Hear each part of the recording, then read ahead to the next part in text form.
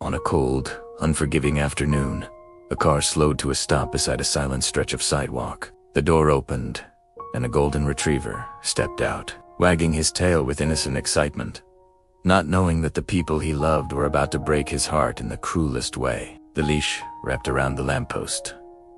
Once, twice, a final tight pull, and before he could understand, before he could even blink, the car sped away. There was no goodbye. No sickle Luke, just the fading sound of an engine and the painful truth that sometimes love isn't returned. The golden retriever sat there, his ears perked, his eyes glowing with hope, his tail wagging at every passing second, because he truly believed his owners were coming back. He didn't bark. He didn't panic. He didn't pull at the leash. He simply waited, his heart open, his faith completely untouched. People walked past him. Some smiled, some said, "Hi, buddy," and some even knelt down to pet him for a moment, all thinking the same thing. His owner must be nearby. Such a good dog. But no one stayed. No one questioned why he was all alone. The world just kept moving, and he kept waiting. Minutes turned into hours. The cold deepened. The sun began to fade behind the gray clouds. Still, he looked toward the road, every sound making him lift his head. Is that them? Are they coming back? Maybe they're just late. His loyalty was a silent, heartbreaking vigil on a lonely street corner. He never gave up hope, even as the day turned to dusk and the world around him grew darker and colder. Just waited, a perfect statue of devotion, waiting for a love that had already left him behind. Across the street, on her apartment balcony, a young woman named Mira noticed something strange. At first, she thought nothing of it. Dogs sometimes wait outside.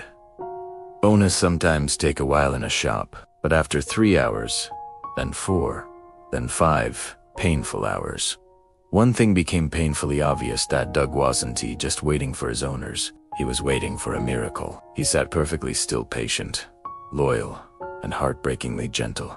And just when the sky couldn't hold back any longer, the rain began to fall. It started softly at first, then harder. Then it became a merciless downpour. The dog shivered, his golden fur quickly becoming dark and matted.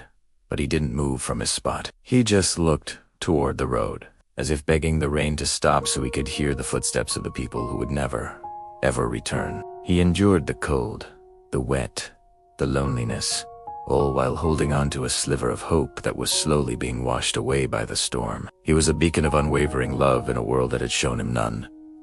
Mira couldn't stay inside any longer. Seeing him there, so patient and so alone in the pouring rain, broke her heart. She grabbed an umbrella, some warm food she had just cooked, and rushed out into the storm. As she approached, the dog blinked through the rain, and unbelievably, his tail began to wag. Eben drenched, Eben freezing, even abandoned and heartbroken, he still greeted her with kindness. He still had love to give. Mira knelt beside him. She gently placed the umbrella over his shivering body, her own clothes soaking instantly from the rain. "Hey, sweetheart," she whispered, her voice full of emotion. "You don't have anyone, do you?" The golden retriever lowered his head into her lap, trusting her without a single hesitation. It's as if he knew, in that moment, that he had finally found a kind heart. She fed him the warm food, which he ate gratefully. She hugged him. She shielded him with her small umbrella as the storm grew heavier around them. For almost an hour, they sat there together, waiting, watching, listening. But no one came back. There wasn't even a shadow in the storm.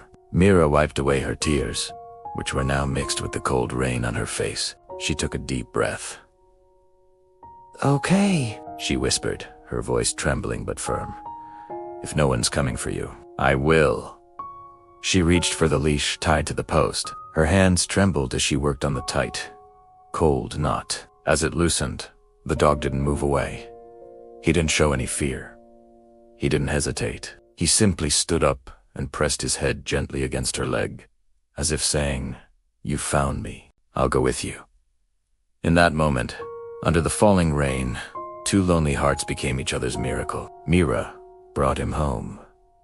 She gently towel-dried his soaked fur, gave him more warm food, and prepared a soft bed for him made of her coziest blankets. The golden retriever looked around her small, warm apartment, his tail wagging softly, but with a different rhythm this time. It wasn't the frantic wag of hopeful waiting, but the gentle, steady thump of relief. For the first time in a long, long day, he wasn't waiting for someone to return. He wasn't tied to anything. He wasn't left behind. He was safe. He was warm. He was wanted. He was loved. Later that night, as Mira sat on the floor reading a book, he curled up beside her, resting his head against her feet. He drifted into the deepest, most peaceful sleep he had probably ever had. There was no fear, no cold, no rain, and no heartbreak.